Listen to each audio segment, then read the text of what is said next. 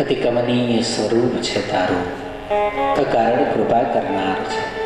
પણ એને મળવા માટેની તાલાવેલી જ્યાં સુધી ન જાગે ત્યાં સુધી હરિ આવતો નથી.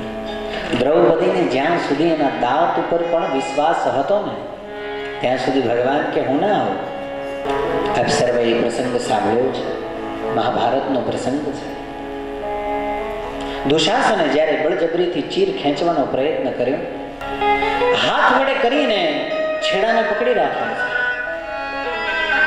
દુશાસને ઝાટકો મારી અને હાથમાં રહેલા ચીરને સાડીને ખેંચી લીધી છે. કોઈ કઈ બોલતું નથી. દ્રૌપદીને થયું કે આજ મારી લાજ જશે, કારણ આજ અધર્મ સભાની અંદર કૃષ્ણ નથી. કૃષ્ણ ઉપરનો એનો વિશ્વાસ હતો, પણ મેં જેમ કહ્યું ને એમ વિશ્વાસથી ભગવાન આવશે ને મદદ કરશે, પણ જ્યાં સુધી તમારી ભક્તિ પર આકાષ્ઠાએ નહીં પહોંચે.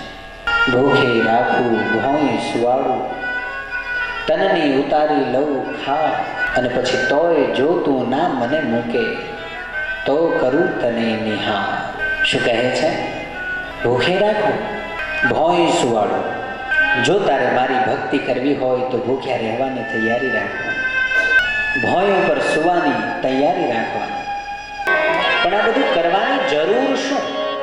આવું શું કરવું પડે? ભગવાને સરસ મજાનું જીવન દીધું છે, સારી સંપત્તિ દીધી છે, સરસ મજાના બંગલા દીધા છે, ખાવા પીવા માટે કોઠીઓમાં ભરી ભરીને દાન દીધા છે, સરસ મજાના છોકરાઓ છે, સારામાં સારું કમાય છે, કોઈ વાતની ખામી નથી. તો આવી મુશ્કેલીઓ ભોગવવી શા માટે? કઈ કારણ ખરું આનું?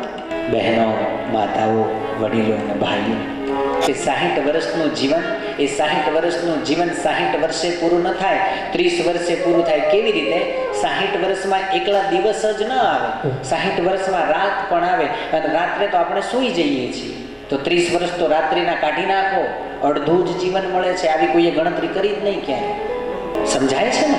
60 વર્ષનું આયુષ્ય આપણું લખાયું હોય, જો કોઈ મોટો એક્સિડન્ટ ન થાય તો ઠાકોરજીની કૃપા હોય ત્યાં એવું ક્યારેય કંઈ જ ન બને અને કંઈ ન થાય. પણ કોઈ અકસ્માત ન નડે તો 60 વર્ષનું આયુષ્ય અત્યારે કળીકાળનું ઇટ ઇઝ એના માપનું છે. એ 60 વર્ષમાં 30 વર્ષ સૂઈ રહો છો તમે. અને એટલા માટે ભક્તોએ, આચાર્યોએ રાત્રે ભજન કરવાનું કહ્યું છે. ફરજિયાત રોજ 12 વાગ્યા સુધી જાગવું અને 12 વાગ્યા સુધી ભગવાનનું ભજન કરવું.